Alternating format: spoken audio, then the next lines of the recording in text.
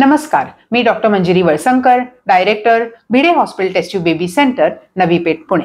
आज आपण बघतोय की ज्या पेशंटला आधी टीबी म्हणजे क्षयरोगाचा आजार झालेला आहे, अशा पेशंटला टेस्ट ट्यूब बेबीनी बाळ होतं का आणि होत असेल तर कुठले 5 अत्यंत महत्त्वाच्या गोष्टी ह्या आपल्याला लक्षात घेतलंच पाहिजे।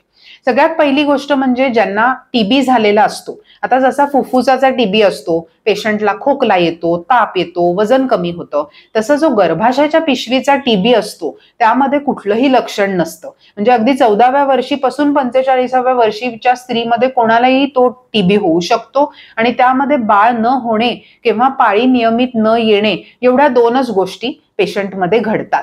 हिस्ट्रोस्कोपी करून पीसीआरचा आपल्याला रिपोर्ट आल्यानंतर समजतं की पेशंटला टीबी झालाय।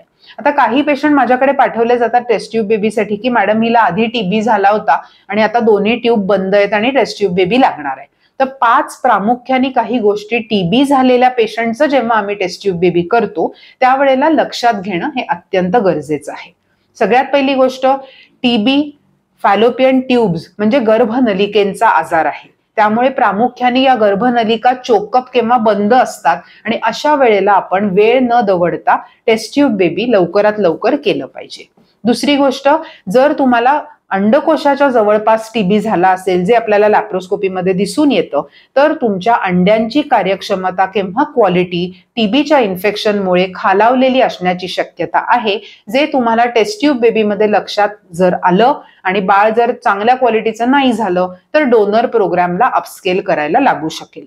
तिसरी गोष्ट, गर्भाशयाच्या पिशवीतलं आतलं पटल जे आहे, ज्याला आपण एंडोमेट्रियम म्हणतो, त्याची वाढ टीबीच्या जंतूंमुळे प्रमाणापेक्षा कमी होते आणि पातळ एंडोमेट्रियम असतं, ज्यामुळे पेशंट प्रेग्नंट राहायला पण अडचण होऊ शकते किंवा राहिली तर गरोदरपणामध्ये गर्भपात होण्याची शक्यता टीबीमुळे जास्त असते।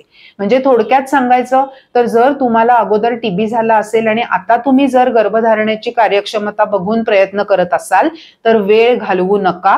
तुमच्या टेस्ट ट्यूब बेबी तज्ञांशी जाऊन मोकळेपणाने ह्या बाबतीत बोला आणि लागेल ती ट्रीटमेंट लवकरात लवकर अतिशय पॉझिटिव्ह ॲटिट्यूड ठेवून व्यवस्थित स्टेप वाईज ट्रीटमेंट ही टेलर मेड म्हणजे पेशंटच्या टीबीच्या अनुषंगाने काही गोळ्या औषधं वेगळ्या द्यायला लागतात, डोस वेगळा लागू शकतो, हे सगळं अत्यंत व्यवस्थित टेलर मेड पर्सनलाइज्ड अप्रोच करून घ्या। धन्यवाद।